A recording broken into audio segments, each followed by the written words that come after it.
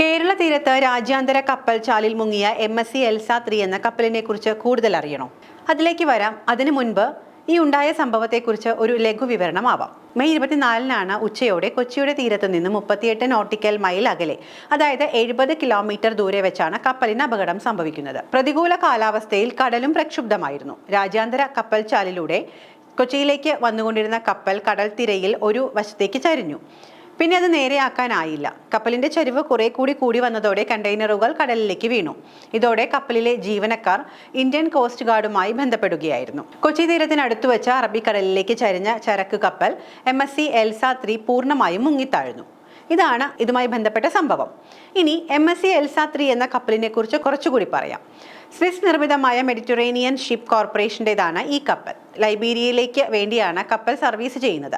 കപ്പലിൽ Liberian flag ആണ് ഉണ്ടായിരുന്നത്. കപ്പലിന് 183.1 മീറ്റർ നീളവും 25.3 മീറ്റർ വീതിയും ഉണ്ടായിരുന്നു. കഴിഞ്ഞ 20-നാണ് കൊളംബോയിൽ നിന്നും വിഴിഞ്ഞത്തെ ഈ കപ്പൽ എത്തുന്നത്. ലൈബീരിയയിൽ നിന്ന് ലോ സൾഫർ ഓയിൽ അടക്കമുള്ളവ കൊണ്ടുവരുന്ന ചരക്ക് കപ്പലാണിത്.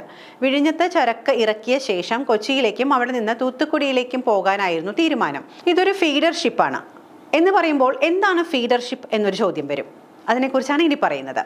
മദർഷിപ്പിൽ നിന്നും മറ്റ് ചെറിയ പോർട്ടുകളിലേക്കും കപ്പലുകളിലേക്കും ചരക്ക് എത്തിക്കുന്നതിനാണ് ഇത്തരം ഫീഡർ കപ്പലുകൾ ഉപയോഗിക്കുന്നത്. വിഴിഞ്ഞത്ത് മദർഷിപ്പുകൾ എത്തിക്കുന്ന ഉൽപ്പന്നങ്ങൾ അവിടെ നിന്നും കയറ്റി ഇന്ത്യയുടെ വിവിധ തുറമുഖങ്ങളിൽ എത്തിക്കുന്നത് ഇത്തരം ഫീഡർ ഷിപ്പുകളിലൂടെയാണ്.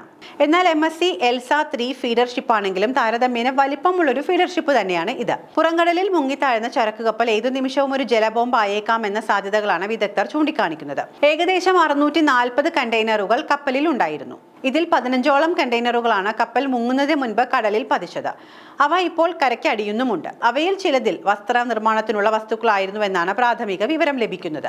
എന്നാൽ കപ്പലിൽ ഉണ്ടായിരുന്ന ആകെ കണ്ടെയ്നറുകളിൽ 16 എണ്ണം കാൽഷ്യം കാർബൈഡ് നിറച്ചവയാണ് എന്ന് പറയപ്പെടുന്നുണ്ട്. 13 കണ്ടെയ്നറുകളിൽ ഹാനികരമായ വസ്തുക്കളുമുണ്ട്. കപ്പലിന്റെ ടാങ്കിൽ 450 ടണ്ണോളം ഇന്ധനവും ഉണ്ട്. ഇവയാണ് പ്രധാനമായും വലിയ പാരിസ്ഥിതിക പ്രശ്നം ഉണ്ടാക്കാൻ പോകുന്നത്. കാൽഷ്യം കാർബൈഡ് വെള്ളവുമായി സമ്പർക്കമുണ്ടായാൽ അത് അസറ്റിലിൻ വാതകമായി മാറി വൻ സ്ഫോടനം സംഭവിക്കാം. കടലിൽ വെച്ച സ്ഫോടനം സംഭവിച്ചാൽ തീ അണയും.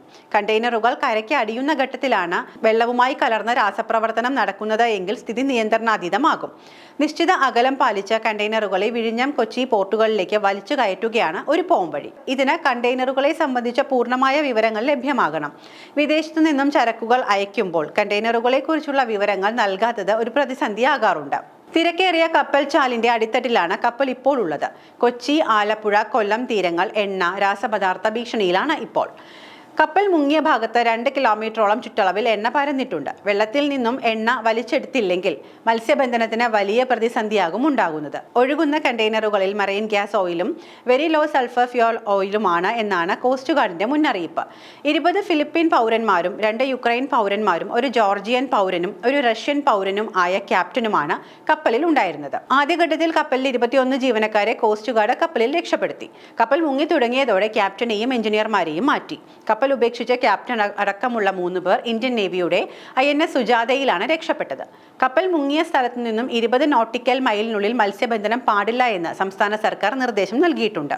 കപ്പലും കപ്പലിലെ കണ്ടെയ്നറുകളും പൂർണ്ണമായും മുങ്ങിയിരിക്കുന്നത് രാജ്യാന്തര കപ്പൽ ചാലിലാണ്. ഇതുവഴി സഞ്ചരിക്കുന്ന കപ്പലുകൾക്ക് ഇത് വലിയ ഭീഷണിയാണ് ഇപ്പോൾ ഉയർത്തുന്നത്. മുങ്ങിയ കപ്പലിൽ നിന്നും വിട്ടുപോകുന്ന കണ്ടെയ്നറുകൾ കപ്പൽ ചാലിൽ സഞ്ചരിക്കുന്ന കപ്പലുകളുടെ അടിയിൽ ഇടിച്ചാലോ പ്രൊപ്പലറുകളിൽ തട്ടിയാലോ വലിയ അപകടത്തിന് സാധ്യത ഏറെയാണ്. മാത്രമല്ല, കടലിൽ കണ്ടെയ്നറുകൾ ഒഴുകി നടക്കുന്നതും മറ്റു കപ്പലുകൾക്ക് ഭീഷണിയുമാണ്. മത്സ്യത്തൊഴിലാളി ബോട്ടുകൾക്കും യാനങ്ങൾക്കും ഒക്കെ ഇത് ഭീഷണി തന്നെയാണ്.